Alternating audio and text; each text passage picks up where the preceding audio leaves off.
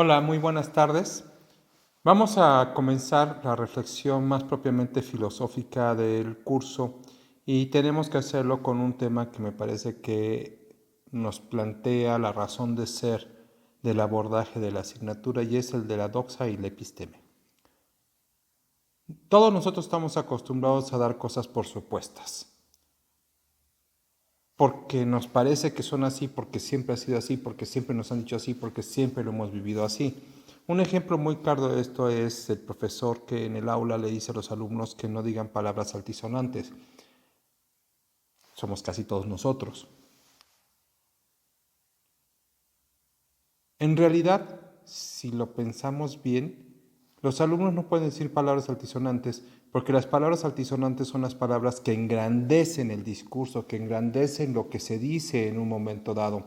Entonces, el lenguaje altisonante es el lenguaje que, por ejemplo, señala cosas como bienvenido, ilustrísimo señor arzobispo. La venia de su voluntad ha tenido bien engrandecer este fasto momento en el que... Y así sigue. Ese es el lenguaje altisonante.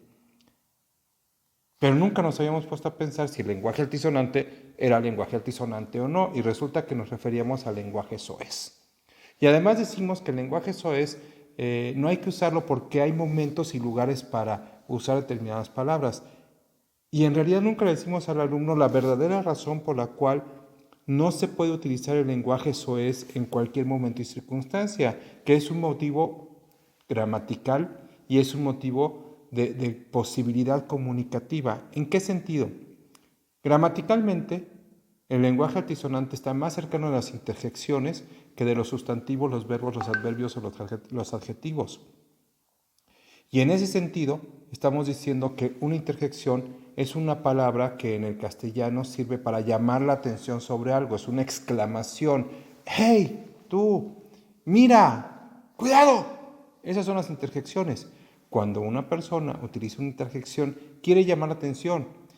Y basta con que llame la atención para que se cumpla la función gramatical. No tiene que decir nada más. Por eso se puede decir cáspita. Por eso se puede decir recórcholis. Por eso se puede decir ¡híjole! No estás queriendo decir nada más. Las palabras soeces sirven para hacer interjección. Te quemas el dedo y sueltas una palabra soez. Te enojas por el que alguien se atraviese en tu camino en el carro y dices una palabra soez. Estás exclamando, estás llamando la atención. Pero muchísimas veces la comunicación requiere ser mucho más específico. A ti no te sirve que el médico, el cardiólogo exclame algo sorprendido cuando ve tus análisis médicos y que no te diga qué te pasó.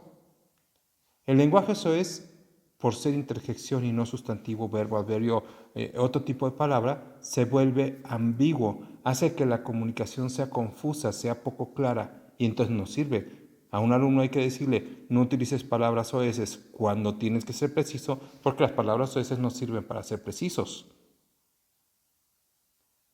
Y la mayor parte de nosotros no lo habíamos pensado nunca. Y no lo habíamos pensado porque eso de las palabras altisonantes pertenece al mundo de la doxa. ¿Qué es la doxa? La doxa es el conocimiento del mundo por apariencia, lo que parece. Si recordamos el mito de la caverna de Platón, son las sombras que ven proyectadas en la pared los hombres y las mujeres, que siempre he pensado que son así, pero en realidad no son así. Si nosotros nos preguntamos por cosas como qué es la fidelidad, si nosotros nos preguntamos qué es el amor, esa es una palabra donde la doxa nos obstaculiza, porque siempre hablamos del amor y hablamos del amor y de que el amor es más que el enamoramiento, pero al final terminamos hablando de parejas, terminamos hablando de sexo, terminamos hablando de compromisos, fidelidades y cosas que tienen que ver con genitales y tienen que ver con parejas, porque no sabemos con profundidad qué hace que el amor sea el amor, porque, pues porque parece que lo sabemos, pero no lo sabemos. Lo mismo nos sucede. ¿Quién es un buen alumno?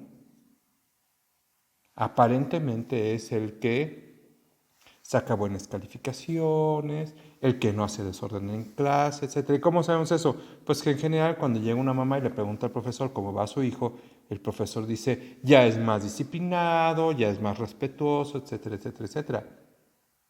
Pero no nos damos cuenta que muchas veces con esas conductas lo que hacemos es moralina. ¿Qué es moralina? Es reproducir una moral que pide del alumno o que pide el estudiante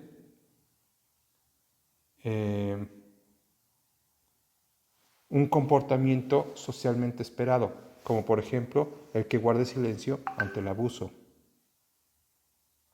que guarde silencio ante las complicidades. Sí, muy calladito, muy serio, cómplice del maestro. Porque no hemos pensado exactamente para qué se educa, por qué se educa. Los griegos entendieron esta realidad y en el siglo III antes de Cristo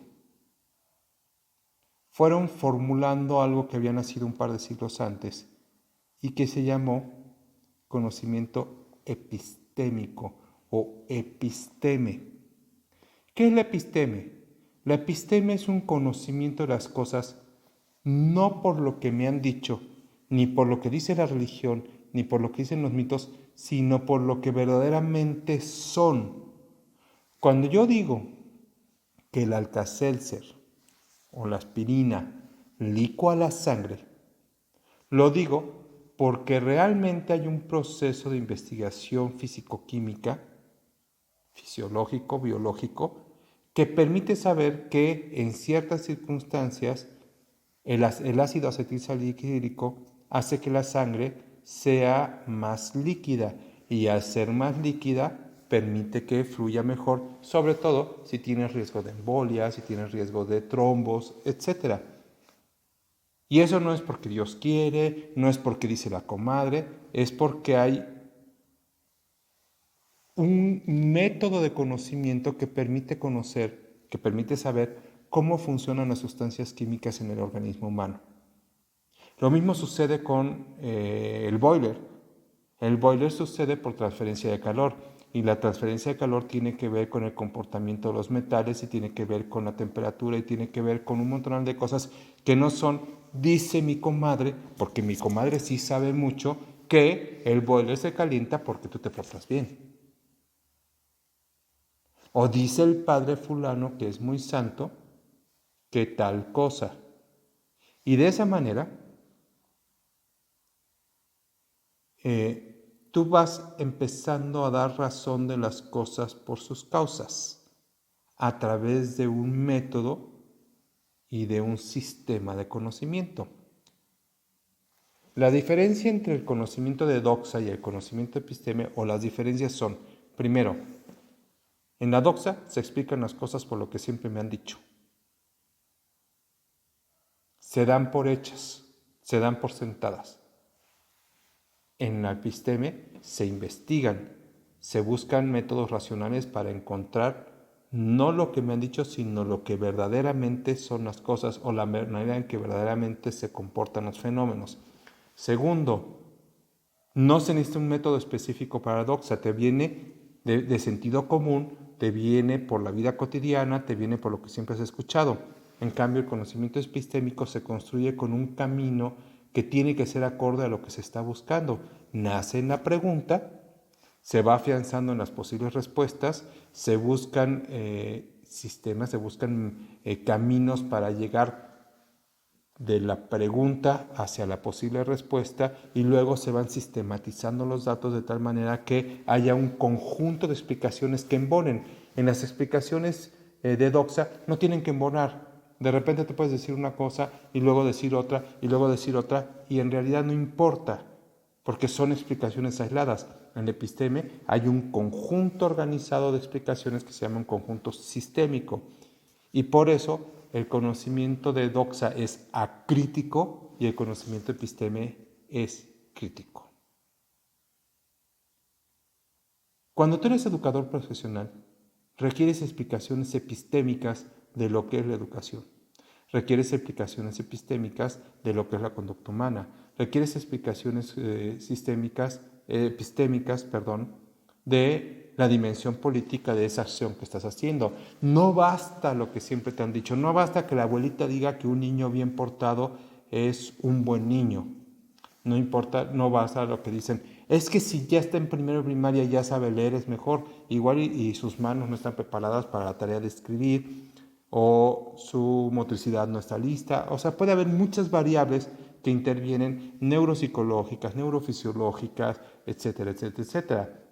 El profesional de la educación tiene que poder utilizar herramientas epistémicas para explicar su tarea. Ahora, hay dos tipos de episteme. Las dos son racionales, metodológicas, sistémicas, críticas, dan razón de las cosas por sus causas, pero unas van a un tipo de causas y otras van a otro tipo de causas. Hay un episteme que responde a la causa instrumental, que responde a la pregunta de cómo funcionan las cosas. Y ese episteme es lo que tradicionalmente llamamos científica, es una episteme de ciencia. Aunque la palabra ciencia en su raíz griega significa episteme. Episteme es la palabra para ciencia y episteme es cualquier conocimiento metódico, racional, estructurado, sistémico y crítico. Sin embargo, nosotros por costumbre llamamos ciencia aquello que tiene que ver con la física, la química, la biología o con la sociología, la antropología, etcétera, etcétera, etcétera, las ciencias naturales y las ciencias sociales. La episteme científico-natural, científico-social, se caracteriza por atender a problemas particulares. Tiene un objeto particular de conocimiento, lo aborda desde el punto de vista de cómo funciona, cómo se da el fenómeno, cómo se da que el acetilsalicídico licúa la sangre, cómo se da que la sexualidad es considerada o que ciertos rasgos sexuales son considerados fecundos en las distintas culturas, y eso lo estudia la antropología cultural o la antropología social, te va explicando bla, bla, bla, bla, y entonces, pero atienden a objetos particulares. El otro tipo de episteme es un episteme que aborda lo general, que aborda lo universal más propiamente dicho, y es la episteme filosófica. La filosofía, como las ciencias, es ciencia, pero es una ciencia que interpreta qué son las cosas, responde a tres preguntas que no son cómo funcionan las cosas, sino qué son, por qué son y para qué son los seres, las cosas. De alguna manera, reflexiona críticamente sobre el sentido y significado que tienen las cosas por sí mismas y para la persona que las interpreta, que hace hermenéutica de ellas. Y en ese sentido, las ciencias particulares, también conocidas como episteme científica, van generando un patrimonio colectivo de respuestas. Por ejemplo, dos moléculas de hidrógeno y una de oxígeno son agua para todos.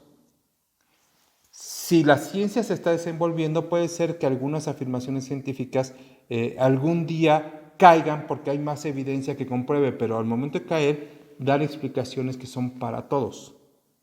En cambio, en la episteme filosófica no sucede así. En la episteme filosófica, las respuestas son para ti.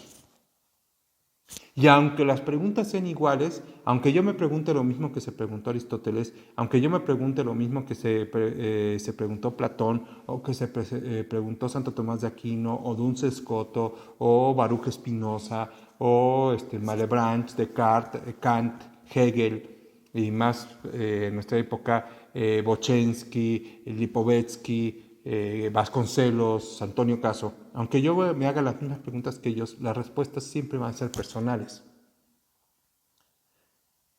Las respuestas de la episteme científica son para todos, las respuestas de la episteme filosófica son para mí, para poder entender a la luz de esa reflexión epistémica el sentido racional de mi vida y la conducción razonable de las decisiones que tomo y las acciones con las que me conduzco, a lo cual llamamos ética filosófica, llamamos antropología filosófica, llamamos filosofía del conocimiento, etc. De esta manera, la filosofía y las ciencias nos permiten remontarnos más allá de la doxa, más allá de la apariencia, Y esto es importante cuando te dedicas profesionalmente a una actividad porque no bastan los consejos de mamá para ser un educador profesional, como tampoco bastan los consejos de la abuela para cuando eres médico. Por supuesto que los puedes tomar, porque por supuesto que hay una gran sabiduría acumulada en eso que llamamos doxa, que es un conocimiento que viene de generación en generación en generación, pero tienes que poderlo justificar, tienes que poderlo fundamentar y esencialmente tienes que poderlo compartir a las personas para que la manera en la que nos relacionamos con el mundo también tenga un cierto grado de sentido y un cierto grado de eficacia y eficiencia. Hay que entender qué es la episteme, hay que entender qué es la filosofía dentro de la episteme y qué son las ciencias sociales, que son como un insumo muy especial para los educadores, y las ciencias naturales, porque un educador tiene que saber bases mínimas de biología, etc. No se trata de que tú hagas episteme, se trata de que utilices la episteme que otros han hecho para que el conjunto de explicaciones tenga sustento racional. Y si no se ve lo razonable ese sustento, se pueda cuestionar críticamente, se pueda revisar y se puede ir haciendo un patrimonio de conocimientos como insumo para mi propia práctica, pero también como resultado de mi propia práctica, para que los educadores podamos ser cada vez más sensatos y profesionales. Espero que esta explicación contextualice mejor los materiales que estás trabajando en el curso. Te deseo que disfrutes la labor académica que te convoca.